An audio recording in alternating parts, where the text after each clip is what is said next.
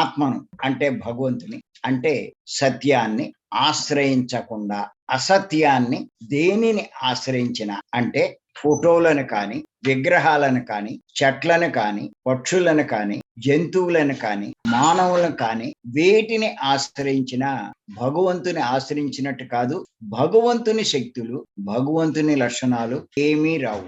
ఒక్క ఆత్మను అంటే భగవంతుని ఆశ్రయిస్తేనే మనకి భగవంతుని లక్షణాలు వస్తాయి. మీరు చూడండి, మంటను ఆశ్రయించకుండా మంట బొమ్మను ఆశ్రయిస్తే వేడి తగులుతుందా? మీ చలి పోతుందా?